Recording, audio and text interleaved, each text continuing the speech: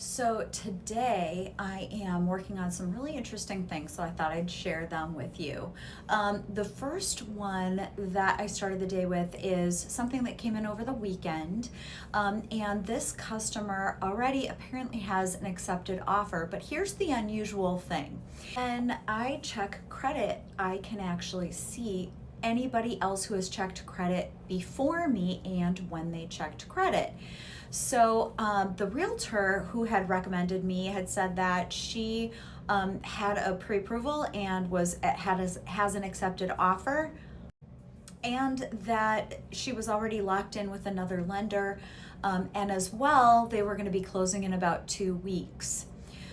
Based on that timeline, what I see doesn't quite match. So when I looked on the credit report, this is January 6th today, and yesterday is when I was getting all of this information in. So one lender had checked her credit on the 2nd and two on the 4th, so two on Sunday, right before I did, but nothing before that for over 90 days.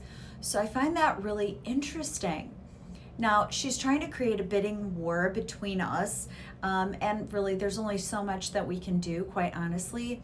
Offering the lowest possible rate is something that I just automatically do.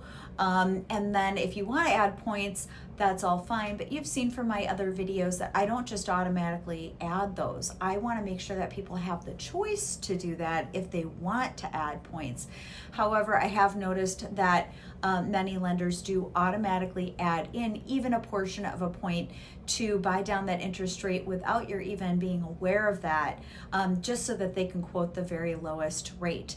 You'll also notice when you look online that some of those quoted rates already include points. So it's just something to be aware of when you're shopping around. But the other thing that often happens, and I've done videos on this as well, is that there are added fees in the end on your closing costs that we just don't charge.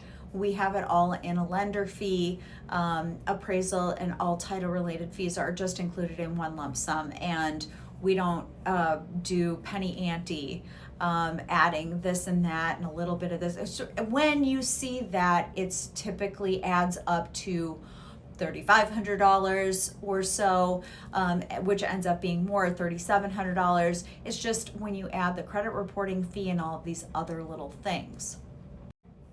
That said, since she's just really started doing this and she's on a pretty tight timeline, I just encouraged her to make a decision sooner versus later.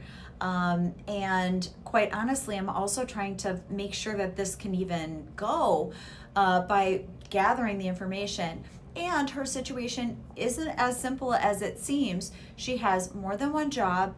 She already owns several properties. So we need to make sure that the debt to income ratio is going to work on this.